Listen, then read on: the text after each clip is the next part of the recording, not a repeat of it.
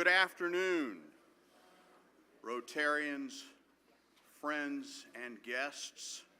Welcome to the 2025 edition of the Rotary Club of Tulsa, Club number 2500, District 6110. Did any of you have a chance to listen to John Hamill's piano music this morning before the meeting started? Did you recognize the songs he was playing? He was playing Summertime, When the Living is Easy. He was playing, which Beach Boys song was it? Surfing USA. So he's getting us in the mood.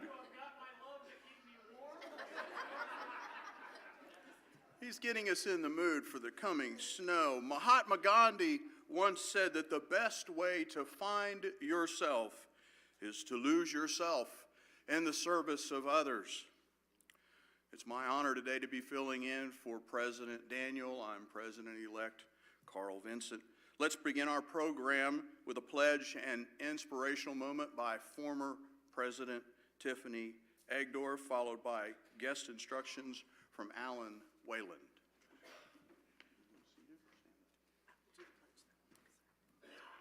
All right, please pray with me. Loving God, we pray for the power to be gentle, the strength to be forgiving, the patience to be understanding, and the endurance to accept the consequences of holding to what we believe to be right. May we put our trust in the power of good to overcome evil and the power of love to overcome hatred. We pray for the vision to see and the faith to believe in a world emancipated from violence, a new world where fear shall no longer lead men to commit injustice, nor selfishness to make them bring suffering to others. Help us to devote our whole life and thought and energy to the task of making peace, praying always for the inspiration and the power to fulfill the destiny for which we and all men were created. Amen. Please join me in the pledge. I pledge allegiance to the flag of the United States of America and to the republic for which it stands, one nation under God, indivisible, with liberty and justice for all. You may be seated.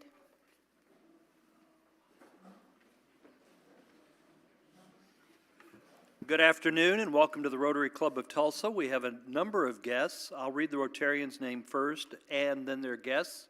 If you would stand, please, when I read your names, and remain standing until we get through all the guests, and hold your applause till the end. Sheree Gardner has Lindy Gardner. Rob Gardenhire has Emma Gardenhire. Philip Viles has Johnny Jack Kidwell. Brian Jackson has a number of guests. Jay, I'm going to apologize, I cannot read your last name. Deacon Kevin Sartorius and Jennifer Cook are all guests of Brian. Andrea Nielsen Bartlett has Gary Bartlett. Brenda Melancon has Amber Haverfield. And Jan Lobb wins the lottery today with the most number of guests. Charlie Carroll, Mindy Fresh, Morgan Wilson, Justin Hazard, Drew Tabor, Craig Freeman, and Monica Collington. And we have a visiting Rotarian from Charleston, Illinois, Joy Schlesselman. Hi, Joy. Again, welcome to the Rotary Club of Tulsa, and enjoy the program today.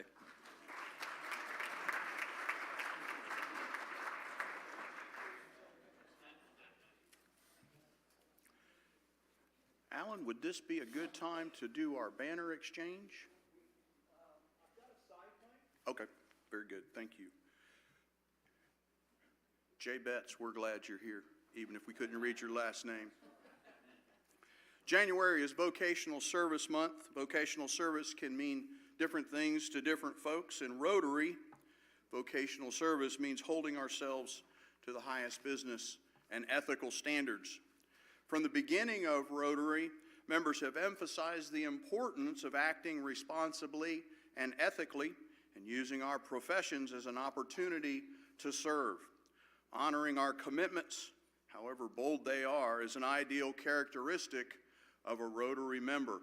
and I believe it's a characteristic of virtually every person sitting in this room, for which I'm grateful. In 1932, the four-way test was developed by Herbert Taylor. He was a Rotary Club of Chicago member and the 1954-1955 Rotary International president.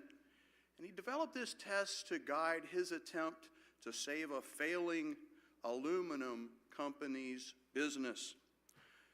The four-way test provides a powerful set of questions that serve as a moral compass in both personal and professional realms. The 4 points in the 24-word test are simple and direct. Of all the things we think, say, or do, number 1, is it the truth? Number 2, is it fair to all concerned? Number 3, will it build goodwill and better friendships? Number 4, will it be beneficial to all concerned? If you know your legislator, please call and ask them to enact these 4 principles into law. Adopted by Rotary in 1943, the four-way test has been translated into more than 100 languages and published in thousands of ways. It appears on highway billboards, in schoolrooms, on the walls of businesses, courtrooms, and in the halls of government. It's even on the moon, thanks to Buzz Aldrin, who planted a four-way test pin on the surface of the moon during his moonwalk in 1969. I did not know that until today. Vocational service also means networking and doing business with other Rotarians. Before Rotary became the leading service organization in the world, it started as a business networking organization. It was actually a precursor to the modern Chamber of Commerce. In 1905, Paul Harris formed the Rotary Club of Chicago so professionals with diverse backgrounds could exchange ideas and form meaningful, lifelong relationships. Over time, Rotary's reach and vision gradually extended to humanitarian service around the world. There's something special about meeting someone, doing a service project, serving others, and then having a chance to do business with them. When you find them doing a service project, it tells you something about their character, that you may rely upon them to do what they say they will do and honor their commitments. The confidence you have in their abilities to treat you right and get the job done is unparalleled. In that vocational service vein, next week we will not be meeting at this location. We will be meeting, we will not be meeting at this location. It's our annual business visitation day from 11:30 to 1 o'clock. So next Wednesday, remember, we won't be here. You'll be choosing a business to visit. Instead of meeting at the church, you'll select that business. Lunch will be provided by the host Rotarian. They have not provided us menus in advance, so I can't tell you where the best food is, as well as a short presentation on their business. Special thanks to our host Rotarians this year. Think about these companies and which one you might like to visit. Jenny Hammock is with BKL Architects and Engineers. She's hosting. Bill Vogel, my future chairman of the board, at Southern Millwork, is hosting. Jamie Townsend with Montereau gave a great presentation here a few weeks ago. They're hosting. Ken Freeman at Lewis Roofing. Shanna Vollmer at Warren Cat, if you like big equipment. Shanna's got it. And Sarah Stokely at the Stokely Event Center. If you've not registered yet for Business Visitation Day, please do so as soon as you can. Those can fill up. Don't miss this opportunity to learn more about a fellow Rotarian and their vocation. If you'll look at your Monday message, you'll find the registration link there. We've got a couple of side mic announcements from past President Becky Fields Wilson and from our International Service Director, Alan Wayland. Thank you. How many of you have had the opportunity to travel with the Rotary Club of Tulsa on the Nicaragua Water Well project? Several of you. Okay. Like me, several of you have not. And every time that I had an opportunity to go, something came up in business or in life where I wasn't able to attend. And one of the things I've always loved about Rotary is that while we all have a heart locally and we love to serve locally, Rotary also gives us the opportunity to do international outreach. And some of those projects that come up are things that we don't see in our everyday life and things that we don't even know about, that we're unaware are going on in the world or don't get to see it up close and personal. This last fall, 3 months ago, I had an opportunity to go with Mission of Hope down to Dominican Republic. They've been working in Haiti for 26 years and provide humanitarian relief and aid and education to the people of Haiti, and that's where their heart is. However, over the past year, the crisis situation there has escalated with the murder of their president as well as other gang violence. And so some of the Haitians that have already been on the brink of starvation are in even worse condition today. And about 800,000 are now actually refugees, even in their own country, or have fled over into Dominican Republic. So I was able to go with this group and visit some of the refugee villages in Dominican Republic of the Haitians. And honestly, I wasn't prepared. I've seen a lot of the work that you guys have done in Nicaragua, and to experience it up close and personal, it changed my life forever, and I hope in a good way. But it did remind me that while we have so many blessings and comforts here in America, just a small 10% donation can provide a meal to a family in Haiti, to these refugees in Haiti. So what I signed up to do, there were a group of 10 of us girls, and we asked what the need was right then, and they said, well, we have all these shipping containers full of food ready to ship to these refugees that are trapped in Haiti, but then also that have fled over into Dominican, and they just needed funding to ship those, and it was $1 million. And so we all signed up. I raised my hand and said I would do $25,000, which is one shipping container, and that contains 273,000 meals for those that are in the most need in Haiti right now as they work to work with the government. All the NGOs have pulled out. Mission of Hope is the last one that was there, and they're not on the ground. They have people, Haitians that are still in Haiti working, but the organization itself was supported by Hobby Lobby and the Greens, and they set up camp over in Dominican Republic and have a place that you can go, and that's where I was staying safely, obviously, but going into the Haitian villages, just to see what the need was, really struck my heart. So I volunteered to do the $25,000 container, and I'm very excited to say that we're almost all the way there. We're at $21,400. And so our container is getting ready to ship as soon as I can wrap that up. And so I'm just coming to you. Rotary Club of Tulsa has already given a $4,000 donation towards this, and several of you who have just seen my post on social media have already hopped in there at varying amounts, and I'm so thankful and grateful for that. So what I've done today is just put a QR code on your table. If that's something that speaks to your heart, a donation of any amount, I think we could get it wrapped up in this room pretty easily today. Thank you for your support.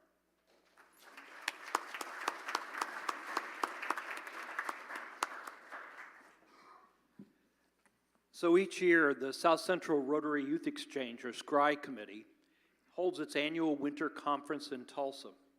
This year it will be held Friday and Saturday, January 24th and 25th, at the Doubletree at 61st and Yale. As part of its program, the majority of this year's Youth Exchange students from all over the central United States will come to Tulsa with conference attendees. The 100 students will need housing on Friday night. For many years, our club has recruited the host families, and we are doing that again this year. Many of you have participated in this wonderful activity in the past. The club's Youth Exchange Committee is inviting you to consider hosting again or hosting for a first time. A host family must take at least 2 students and a few more if you would like. They can be single gender or a mix of both male and female. We also try to honor requests for specific countries as best as possible. There are a few steps in order to host, and we'll provide you that information. There is information on your table. There's a couple sheets for each table on how to contact me if you're interested in hosting. We hope you'll consider hosting Rotary Youth Exchange students on Friday night, January 24th, and during the day, the 25th. And in that light, we're very pleased to have our club's visiting youth exchange student from Austria, Magdalena Furthner. And Magdalena, who attends Bishop Kelly, has a banner to exchange with Carl.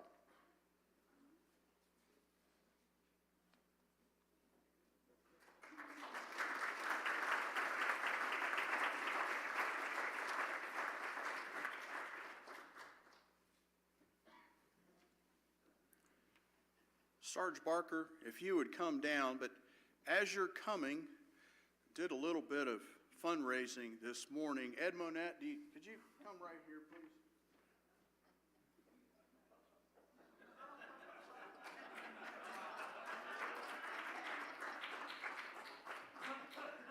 So we have some generous OSU supporters in our audience today. Curtis Craig has donated $250. My friend Gary Bartlett has donated $50. And Tim Knoll, Tim, how much did you put in? $50. So we've got $350, and these people made this contribution to see Ed Monette wear this hat for a few minutes. So Ed, I present to you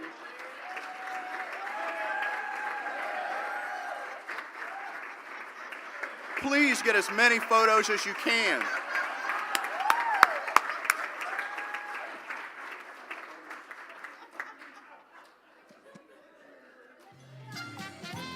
Ed commented that his scalp is burning from wearing that. All right. Hey, welcome to the Prices Rotary. I am your host, Sarge Barker. Do you like my hat? It's a new year, new me. All right, let's take a look at a few of our Prices Rotary contestants, shall we? Let's see if I can get the slides going. Oh, okay. All right, there we go. Little snafu there. Okay, John Howland, are you here with us today? John, can you stand up? All right, looks like John is not here today, but he donated $100 and visited Strasbourg, France, if I'm pronouncing that correctly. Wow, what a photo right there. Well, let's give it up for John and thank you for his contribution to the Rotary Club of Tulsa Foundation. Also, John Croissant. John, are you here right now? Can you stand up for me? Let's recognize John. Thank you so much for that $1,000 fine. And by the way, happy birthday to you and your twin Jennifer, which is coming up pretty soon. So happy birthday, John. We appreciate your donation. Also, Cinda and Phil. Phil, can you stand up for me too? Thank you so much. January 15th, 50 years. Look at that, the before and after. Wonderful. Thank you so much, Phil. We appreciate that. Thank you. Now, also, too, if you remember last month, I made an announcement that we were going to be doing what was called the Seasons of Giving drawing to give out 2 club seats to the Andrea Bocelli concert on June 15th, plus a $50 gift card to Tiamo's or Cafe Ole, donated by our friend Mehdi. So we thank you so much to our sponsors, Oakview Group, Cox Business Convention Center, and the BOK Center, as well as Tiamo's and Cafe Ole for their donation to make this possible. How it works is that everyone who has made a contribution between July and December 31st is going into our drawing, which we will announce today. Now, before we make the announcement, I have a confession to make. They say that confession is good for the soul, and of course, it's a new year, new me, right? But I have to make an announcement and let you know that there is something a little bit fake up here, all right? And I'm sorry to say, but this is not my real hat. In fact, it's my producer Jerry's, so I'm borrowing it today. But what I'm going to do is I'm going to take all the people who are potential winners, and I'm going to put it in this hat right here. And since it's 2025 and we have our first guest, Johnny, speaking for us, I'm going to allow him to pick the winner. Now, I don't have a drum roll. There we go. All right. And the winner is Barney James.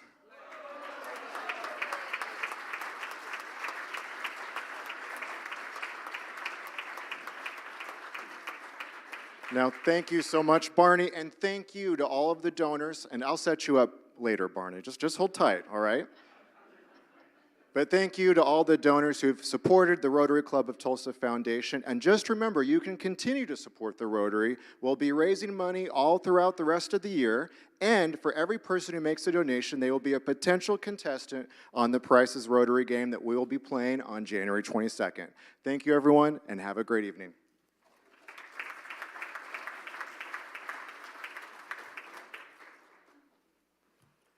You're doing a great job, Derek. Thank you for your contribution to our club. I have the privilege of introducing our Rotarian of the Day, who is a fellow Leadership Tulsa Class 28, how many years ago was that? Graduate, Jan Laub. Jan joined Rotary in 1995, and over the years, she served on many committees. She worked with me on the Programs Committee and on the Membership Committee and a number of others. She's currently serving on our Board of Trustees.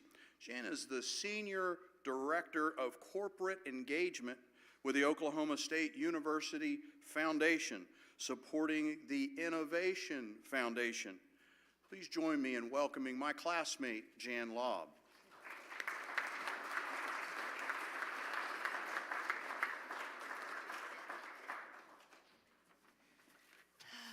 Ed will bring you from the dark side soon enough, but not today, right?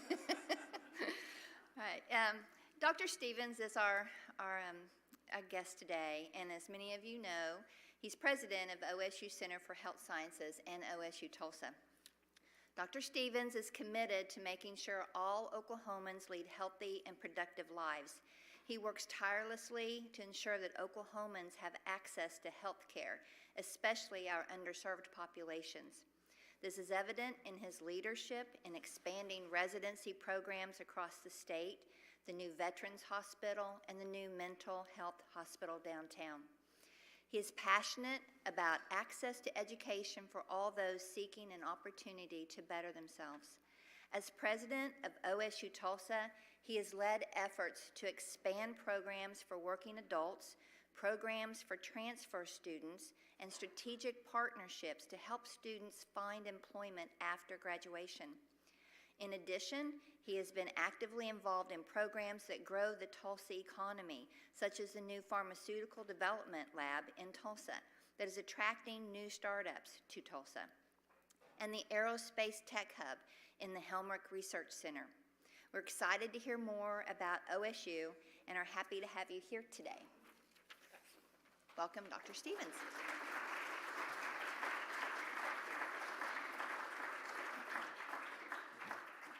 Well, I think I'm going to talk about most of that. She reminded me of a few things as we kind of went along, but thank you so much for being here today and knowing that I was going to be here. That means a lot. That's a first step along the way. This place has a kind of a, without question, special place in my heart. My boss, Casey Schrum, this is where we debuted a lot of what you're going to hear about now of, hey, this is a thought, right?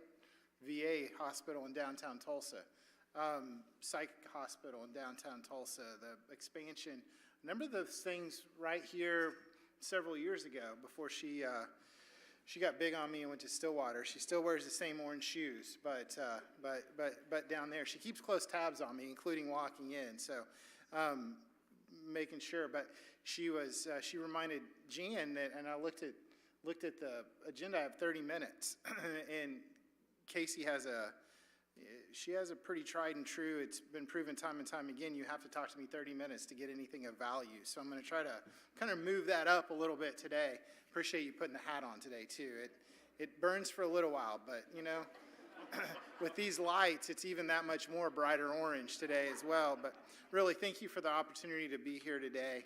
And I'm going to try not to mess this up. Monica's done a great job on slides and putting this together. My job is not to mess it up, and I already did. Will you go back one slide? So this is orange country. You know, it's green country, absolutely. But we make no bones about putting forward our really pride in Tulsa and Northeast Oklahoma of what we're calling orange country. It's turned out to be a great ad campaign. By the time we get done with it, you'll be tired of it. But we're gonna run this thing to the ground because we really do love it and what's out there. And I hope as you see when I go through this what we mean by Orange Country, what we're going. Jan did a lot of it in the introduction as we went forward. But this is the map, and it's a little bit small, but I'm going to kind of walk you through some of it. And why do we call it Orange Country? It's things that a lot of people probably in the room don't even know that we have. You can't miss the medical school campus now, going down 75, and there's a slide in just a few minutes, but OSU Tulsa on the north side, the hospital, now mixing in the academic medical center in between across from the Cox Business Center, going all the way south to Okmulgee, now running over to Tahlequah on the eastern side of the state, and the Helmrich Research Center on 61st Street in Riverside, 66th and Riverside to be exact. We're just covering the entire northeast Oklahoma with orange dots, but that's not even counting the 29 clinics that we have across the northeast Oklahoma, that healthcare component. And you're going to see that in 2025, 26, 27 continue to expand of where we're going with that. So our presence in the Tulsa area, 2 medical school campuses. I'm going to get more into the Cherokee Nation campus in a few minutes in Tahlequah, but the one here in Tulsa in Cherokee Nation. Urban Academic Campus in North Tulsa, the Greenwood area with OSU Tulsa. We have Craig Freeman here as well. I always call Craig out because he's doing an outstanding job at OSU Tulsa. We have, and I'm going to hit some of this twice because it's important, we have record enrollment right now at OSU Tulsa. And we couldn't be prouder of both, that's both undergraduate and graduate programs, record enrollment. Downtown academic campus, multiple research centers, really 60-year history with Okmulgee. Rotarian Chris Bringe down in Okmulgee doing a lot of work around those polytech programs. And then 25 medicine clinics across, and I can get to 29 in my head, so trust me on that one.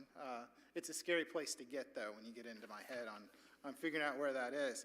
But this image has really kind of changed. I had a couple people in the office yesterday, and we keep talking about it as a campus. And I know they drove in from Oklahoma City. It was a prospective student. And I know they'd been here 15, 20 years ago. And they're like, why is he calling it a campus? And one of the comments they made was, oh my goodness, we see why you're calling it a campus. If you haven't been through this is right off Highway 75, so this is our med school campus just south of the river.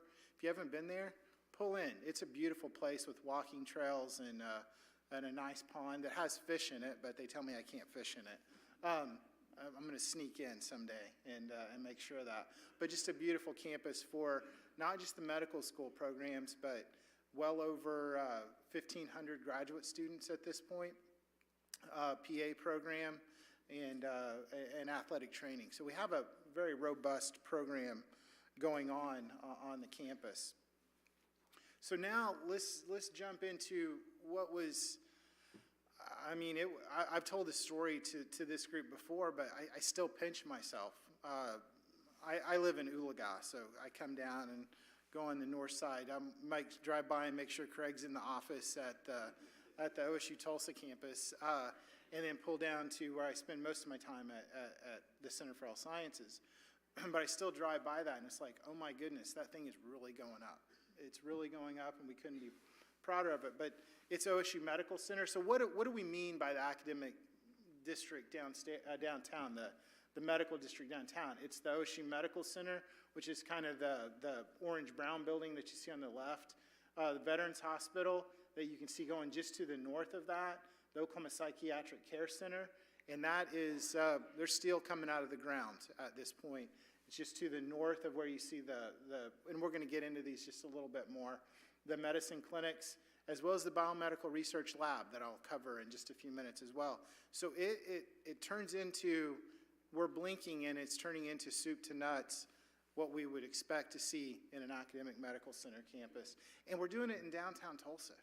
I mean, we thought about it all over the place around Tulsa and northeast Oklahoma, never really thinking, is there enough land in downtown And this all came together in a big way.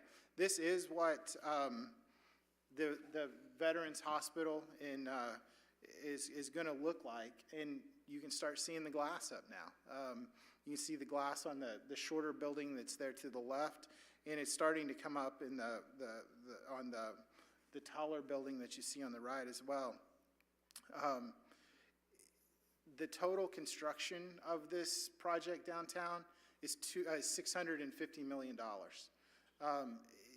You don't realize it until you jump into it and start looking at all of the things that are coming in, but it is $650 million in investments and growth in the area. It's the entrance into downtown, and what better way to do that than with these facilities.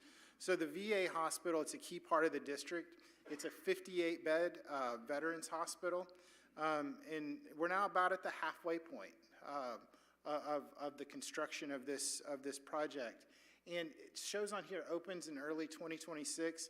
This is something that I could talk to you for hours about, the details underneath, because it was, while a very incredible project, it was also a very complicated project as we jumped into that as well. But we will turn the keys over, as we call it, because this is a VA hospital. I'm going to hit it real quick because I can't get it out of my head at this point. Just real quick, this was a chip-in act of 2016 is what this was from Congress. And VAs are typically a couple $1 billion over budget and 10 years behind schedule. So Congress said there's got to be a better way to do this. And what they looked at was community support with VA dollars coming in and the community being able to build the hospital. Keep it on time, on budget, at community standards, and we were able to do that. And we are at that point right now. Even despite going through COVID and building through COVID and doing all those things, we're on time and on budget. And being able to get this done. It shows early 2026, that's what's going to open. We'll turn the keys over to the VA probably in October, November of 2025, so it's right around the corner, and then they'll outfit this hospital as well. I mentioned the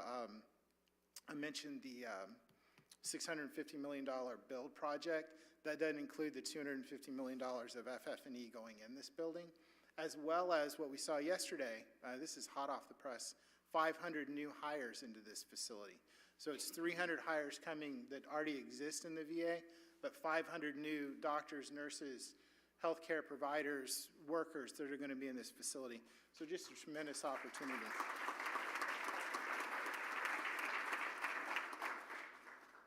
So this is the dirt that I've walked through. I bought brand new shoes about 4 or 5 months ago, and I didn't look at my calendar and realizing that we were going to go to the site. And it was back when we hadn't had rain in like 6 months, it felt like. It rained, and not my proudest time to wear new white soled shoes, but we got through that. This is the site,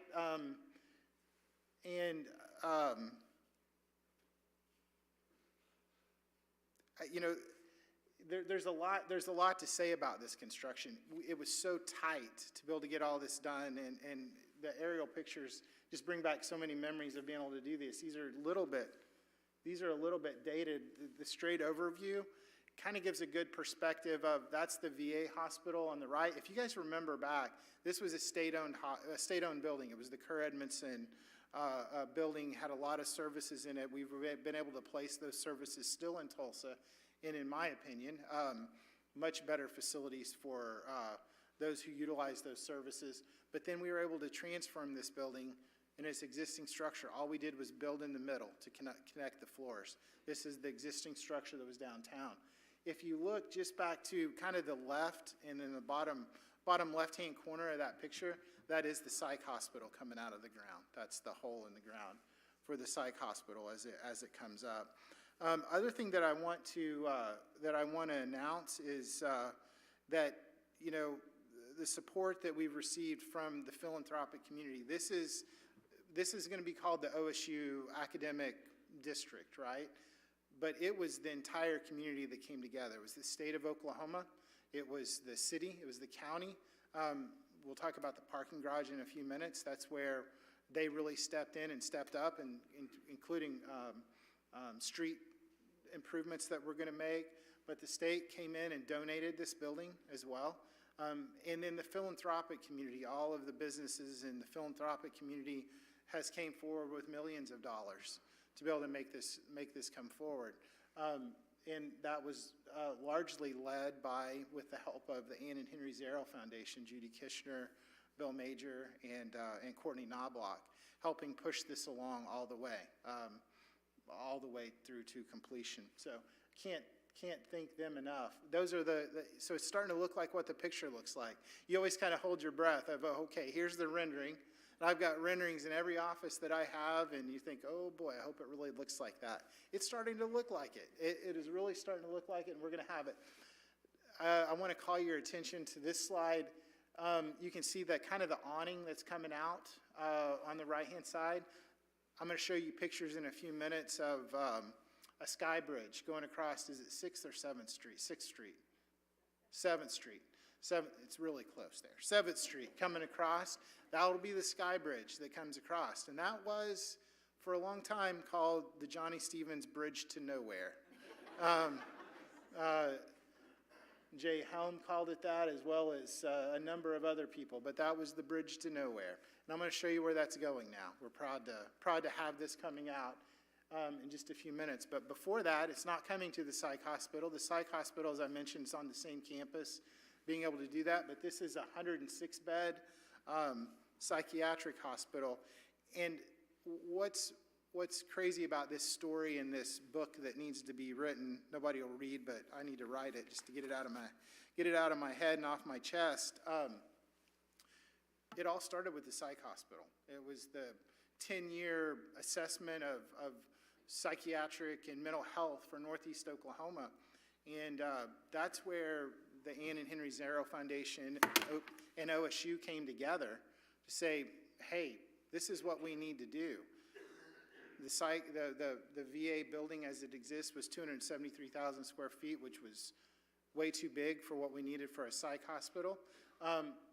But within 3 or 4 months, the plan came together and the campus started. But this is the project that started it all to make sure that we had that. We currently have 58 beds in Tulsa at the current hospital, so we're doubling that, more than doubling that. And this is state of the art from ability to be able to police drop off. If they don't cuff people, bring them in for their mental health, that's great for us. It's 5 minutes drop off, and we can put them into a crisis care center and evaluate them whether or not they just need to come in for a couple hours, get back on medicines or evaluated, or do they need a higher level of care, which we can move them up a floor or two in the hospital. So an amazing ability. That's going to open in mid-2026, 90-ish thousand square feet. There's such a crisis, and we're not going to, it's not the purpose of the talk today necessarily, but I'd be remiss if I didn't talk about it. And heck, you can't read the paper or turn on the news without seeing the need for mental health in Oklahoma, across the country, and this is going to be a big way that we're able to start addressing a number of this. I'm going to jump back just for a second to the VA hospital and now to the psych hospital. As we jumped into this project, Jan mentioned, hey, what I'm here to do, and I don't want anyone to walk out of here without knowing this, OSU is here for training medical students to become primary care doctors in rural and underserved Oklahoma. We do that, that's what we're here for. These are all steps to get there, and I was having a conversation with the counselor before we started. The way that we keep them in Oklahoma is, and I was talking about the student I mentioned a few minutes ago that came up from Tulsa. I was talking to her yesterday of the path. It's not just the 4 years of medical school. You've already done your undergraduate and got your bachelor's. It's not just the 4 years of medical school. If we don't have graduate medical education, and what I mean by that is their residency, we're going to lose them. They go to whatever state, they go do their family medicine or their orthopedic or whatever residency they're going to do. What do they do there? They start getting married. They have a family. They put their kids in school. They don't leave that area. We have to have the graduate medical education to keep them here. I'm off my soapbox. The VA will have about 50 graduate medical education slots on top of what we have, and the psych hospital will have 35, 40 new graduate medical education. Those are not things you can buy. You can't just go get those. It's a complicated system that VA has its own funding. We're going to be able to bring those in. And then the psych hospital, because it's a new hospital, we can apply those from the federal government to be able to bring those in. So I'm extremely proud to be able to add almost 100 more graduate medical education slots to the 280 that we already have at the OSU Medical Center campus as well. They will stay in Northeast Oklahoma. Draw a circle 80 miles around Tulsa. We need health care in all those areas, without question. This is where the bridge to nowhere is going. We're proud to announce, and just recently we were able to bring this forward, but OSU Medical Center is in the process of planning a $200 million expansion that will enhance the patient experience and connect the hospital to the VA across the street. Imagine sitting in Baxter's Interurban in the Houston Center and looking back at the hospital. That's what it's going to look like in a couple years. Transformational change where, you know, when Casey and I kind of got in our seats at OSU Center for Health Sciences, it was more of when are we going to close the hospital versus when are we going to put $200 million into it, expand it, and need that. And we're at that point now. And even prouder to say we have the money to be able to do that. So that's an incredible endeavor. This is where the new operating rooms are going to go. It's going to have procedure rooms. The Sky Bridge will connect. And as I mentioned earlier, the Biomedical Research Lab. The Center for Health Sciences is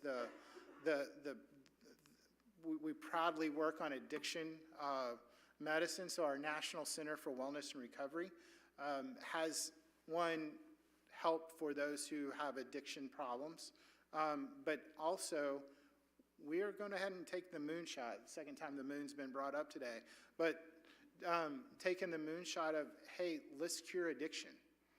It's kind of a big statement to make, but why not take a stab at it? You're never going to get there, and any incremental steps that we can make along the way are going to be very helpful along the way. This will house a brand new pharmaceutical grade research laboratory. We don't have that in Tulsa at this point. So it's not just for us. This will attract researchers from the VA, from all other partners that come in as well. So we're proud to have that as well. C-section suites will be in here as well. Just another rendering of how that's going to pull up. Completely different feel. Now, this one's a little bit earlier in the planning, so don't hold me to, that orange and gray and all of that, but they told me it's going to be pretty similar. I'm just excited, honestly, to have that thing stretch out to the VA, because I was worried about, you start thinking about, all of us have been on different academic campuses. Imagine how many people are walking across the street back and forth in healthcare teams, trying to get to patients on both sides, and also taking patients back and forth across the Sky Bridge, being able to do that instead of, some of you will get the terminology, playing Frogger, trying to get across 7th Street there in downtown Tulsa.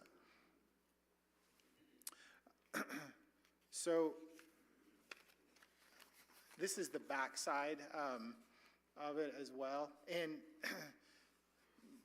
as I said earlier, Monica did a great job on these slides, and I knew what I was going to say about each one of them, but I kind of get ahead of myself on a number of these things. But the parking garage is where we're at this point. Parking garage are my least favorite things to do. They're really, really, really expensive, but you have to have them. When you start seeing this growth and being able to do it, we've now, most of you have been in Tulsa for a long time, OSU Medical Center downtown, and I know Lindy has been in this parking garage numerous times. We had a parking garage. It was from the 1960s Love Field, that somehow you can tear down a parking garage and move it. And you can, but it only lasts so long until that concrete starts falling through. So we made the strategic decision to tear down a parking garage about 5 or 6 years ago. But fortunately, we've grown now to the point where this will get us to the next level and I never thought I'd be proud of a parking garage, but I'm very proud of this parking garage. We have several slides. And anything we do, you're going to have a little splash of orange pulling into downtown Tulsa, which we're not ashamed of either. So I mentioned the campus improvements, and we were a site. We were a medical school.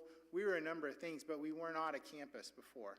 But we are a campus. This is, from a campus improvement standpoint at Center for Health Sciences, it's just fantastic to see what we have. This is our courtyard. And spatially, what this was before was the medical examiner's office. So it was a building that was probably 20 years past its prime. We were able to tear this down and now make a campus plaza. All these things, in my conservative nature, they come to me and say, hey, we need a courtyard. I'm like, we don't need a courtyard. Why do we need grass? Why do we need, let's build something there. But the pond that's on campus, all these different amenities, you don't realize until one day, not today, mind you, but one day in the spring or the summer or the fall, first thing you do, you look out the window and the students are throwing a football around the courtyard. They're walking around the trail.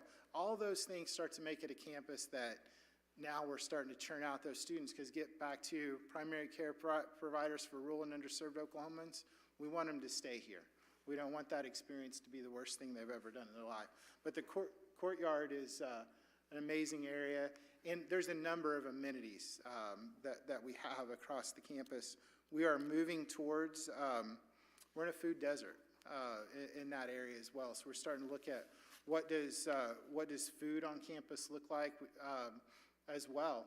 And the students love to come, and then they just stay. As much as I want them to go home, go study like I did at, IHOP or Denny's or whatever it was back in the day, they don't do that anymore. They don't even go home. They just stay. And I've given up the fight of trying to kick them out. So we're going to make it as hospital as we can. I mentioned earlier, and Monica, I don't think I have a picture of the campus, right? So the Cherokee Nation campus looks exactly like the Tandy Center, the orange building, not exactly like from an exterior standpoint, but the ability to provide a medical education, I'll put it against any medical school in the country. Name any of them, I'll put our Tandy and our Cherokee Nation campus against those two places. But we started this has been a 12, 15-year project to get to where we're at today. It wasn't something that was just as easy as saying, hey, let's do this and get it started. But we are very proud to say that last May we had our first graduating class from the Cherokee Nation campus. Historic event. It's the only one in the world that is a tribally affiliated medical school setting on sovereign ground in Tahlequah, Oklahoma. And that first class was a talented group of people, a very talented group of people that have stayed in rural Oklahoma. If you talk about just in Oklahoma, that's one thing. We all want to see that number be as high as we can. But getting 35% of our class to stay in rural Oklahoma, that's a big step in being able to do that. Also, keeping them in where I wanted to make sure that we hit was, you don't want to have one campus that, very slang here, all the very smart kids, and one campus that, hey, we're adding on a class and they're not the top level. The graduating class between these two campuses, board scores, from what we've seen in all the classroom work, they're both equivalent, and we love that, being able to do that. And now we have that class. We have 3 more that we can judge off of. Really looking forward to what the future is. The residency match rate, I've talked about residencies a few times here, but we were able to match, of our graduating class, 59%, all of them stayed in Oklahoma. So we're keeping those kids. I keep telling myself, it's okay to lose a few, but let's make sure that every kid here has an opportunity. And that's kind of I think, probably my final point on residencies. Goal is, every kid that we have that graduates should have an opportunity in Oklahoma. And at this point, we do.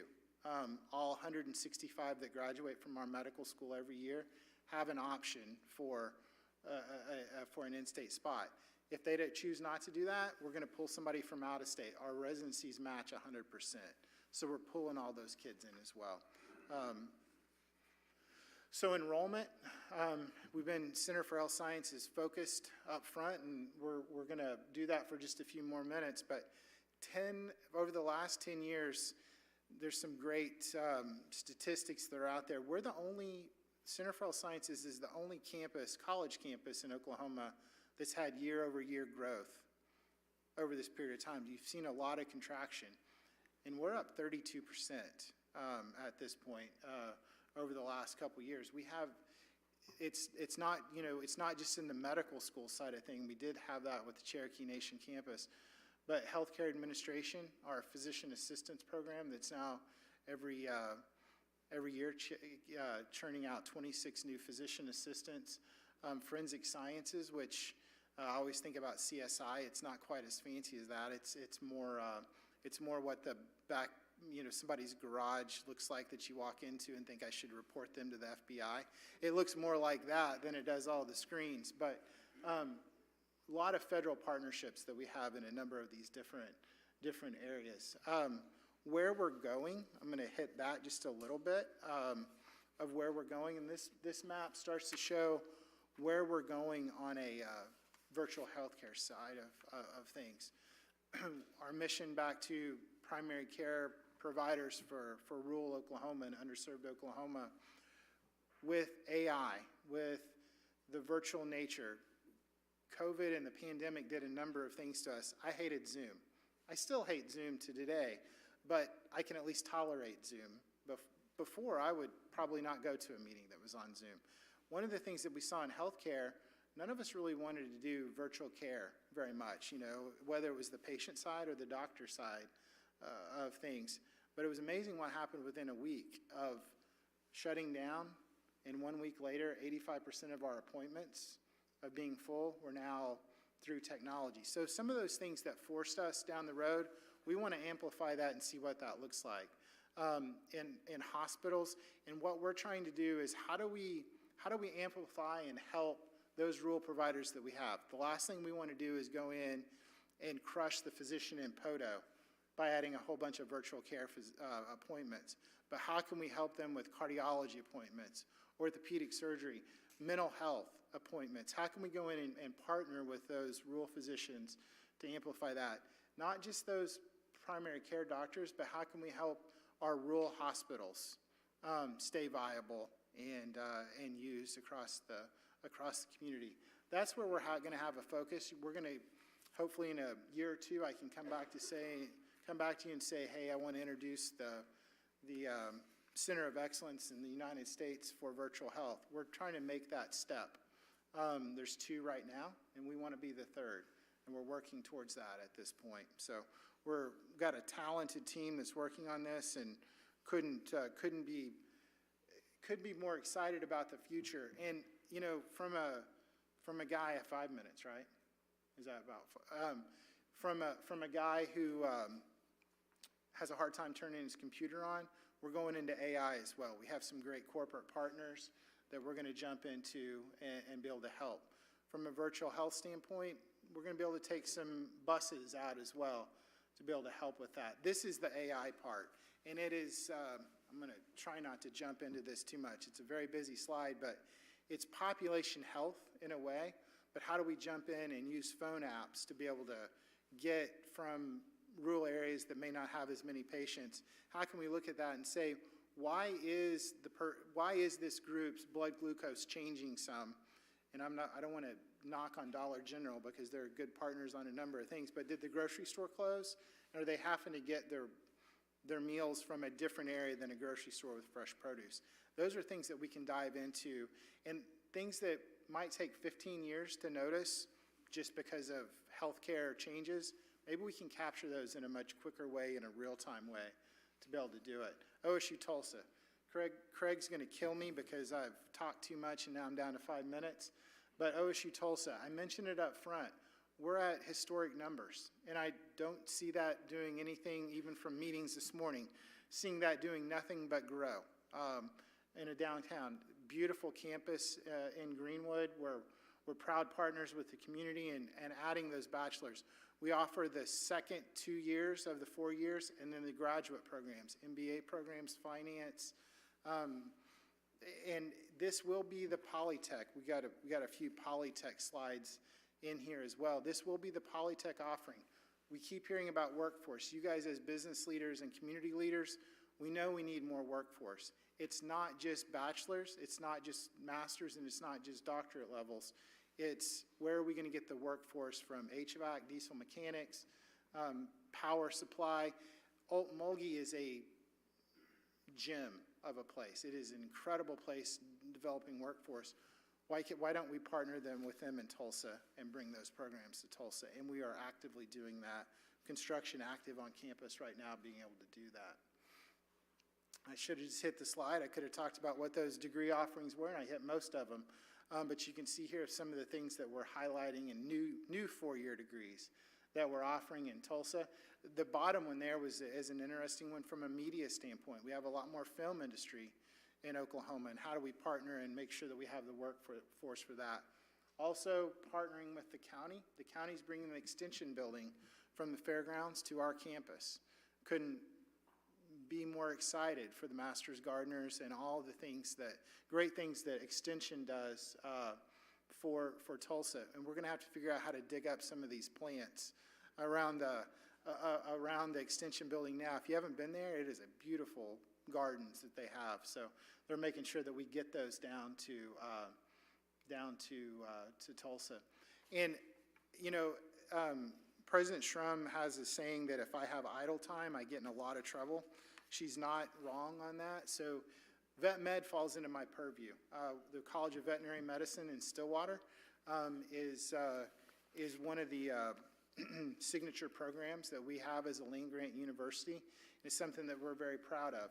It's kind of fallen on some harder times, and you'll see that in the paper every now and then, but then what's the go forward? The hospital, there's so much to talk about here, but we've really taken in from the time of President Shrum's tenure starting in Stillwater 3.5 years ago. We dove in and took a look at vet med and what do we need to become. The market's changed over the last 60, 70 years of having a vet med program, but what is the need in the state? And we need veterinarians across the board, but the focus has to be on large animal.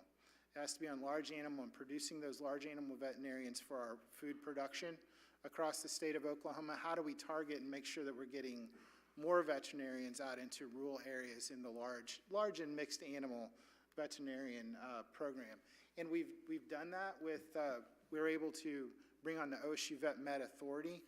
That doesn't mean much, but it's a funding mechanism from the state to now, instead of funding it just like what we would in academic, we're funded well on the academic side, but there's no way to fund the hospital that's there as a state asset. And now the Vet Med Authority has came in and been able to partner with OSU to be able to do that.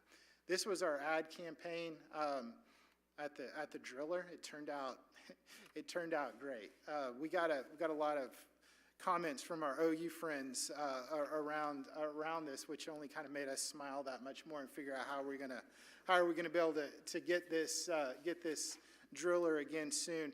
But thank you so much for the time. I think I'm probably 2 minutes over, but thank you very much for the time.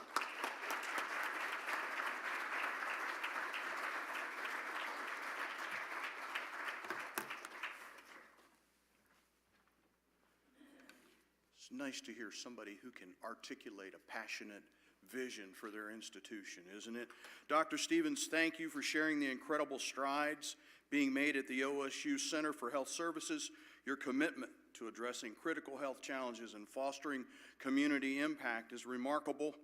It's a reminder to all of us here at Rotary how much we can achieve when we prioritize service and collaboration. We look forward to seeing the continued success of your innovations and efforts. Just a few announcements before we go. Business visitation is coming up. Please register to attend. January 22nd is Barry Friedman, the essayist, reporter, stand-up comedian, and political columnist. I encourage you, if you've not heard him before, he is worth hearing. January 29th is Service Above Self Day. I want to thank our gold sponsors, Tim Nall, We Be Trees, Jack McGlumphy of Max Electrical Supply, Sheree Gardner in the orange sweater at Coldwell Banker Select, Mary Lytle at OK Ethics, and this week's silver sponsors, Associated Mortgage Corporation, Chuck Wilson, Bank First, Paul Ballman, Bill Miller, Matt Bristow sitting all the way in the back with Clear Ridge LLC, and Bill Vogel with Southern Millwork. And our bronze sponsors this week are Argent Tulsa Kenny Brown, who's also wearing an orange tie. Good job, Kenny. James Adair, Claude Neon Federal Signs, Jeff Hassel, Paul Rossler, and Adam Doverspike of Gable Gottwalls, Tom Klenda, and Daniel Ketchum of Hall Estill. There is a committee meeting today. It's actually the Board of Directors meeting in room 231. Thank you for joining our meeting today. Be sure and sign up for business visitation.